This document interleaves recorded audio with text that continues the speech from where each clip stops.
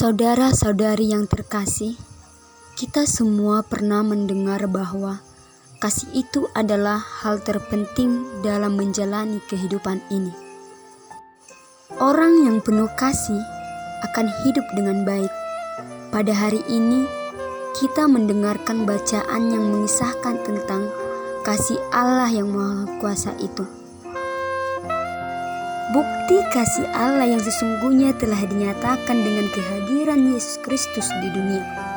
Kasih Allah ini merupakan alasan mengapa Allah mengutus putranya yang tunggal turun dan tinggal di dunia menjadi sama dengan manusia, bahkan rela menderita sampai mati di kayu salib demi menebus dosa-dosa manusia. Tujuannya supaya manusia yang telah kehilangan kemuliaan bisa memperolehnya kembali. Masalahnya, tak semua orang mau meraihnya karena untuk meraih itu diperlukan pengorbanan. Dan untuk bisa berkorban diperlukan kasih kepada Allah dengan benar. Sama seperti banyak orang bisa saja berkorban demi seseorang yang mereka kasihi. Namun jika tanpa kasih, mereka tidak akan dapat melakukannya. Allah telah menunjukkan kasih itu dengan berkorban bagi kita ketika kita masih berdosa. Tujuannya agar kita pun bisa mengasihi Dia dan melakukan semua firman-Nya, berkorban baginya, dan kemudian meraih apa yang dijanjikannya. Hal ini hendak memberikan suatu penegasan bahwa kasih itu menyelamatkan. Saudara-saudari yang terkasih, seluruh ciptaan terutama manusia menjadi objek kasih Allah yang menyelamatkan.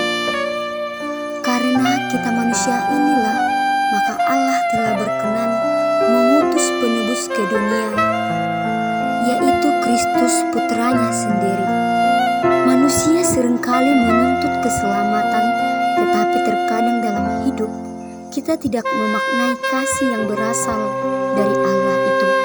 Padahal Yesus telah datang untuk menyelamatkan umat manusia dengan tidak menghakimi kita.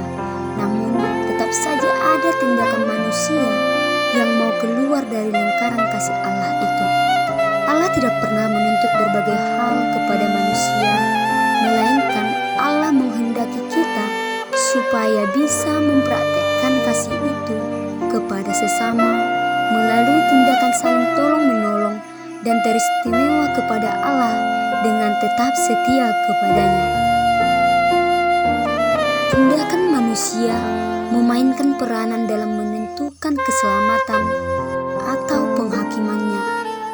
Manusia yang tidak mau selamat akan menjauh karena ia tidak ingin supaya kejahatannya diketahui oleh manusia yang lain dan terlebih oleh Allah sendiri.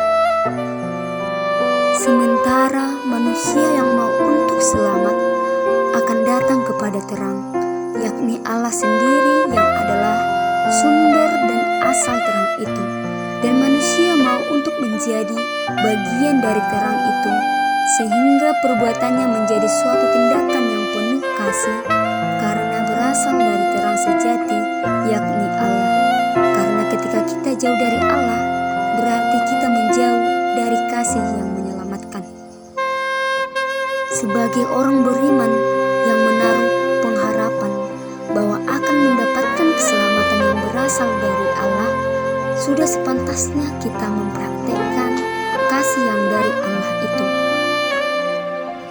Karena kasih Allah itulah kita semua diampuni dan dibebaskan dari dosa dan kesalahan kita melalui sengsara dan wafat Yesus di kayu salib, supaya kita dipersatukan oleh Allah dan menjadi anak-anak-Nya. Sudahkah kita mengasihi Tuhan dan sesama kita? Untuk itu, marilah kita hidup untuk saling mengasihi, sebab dengan mengasihi kita akan diselamatkan.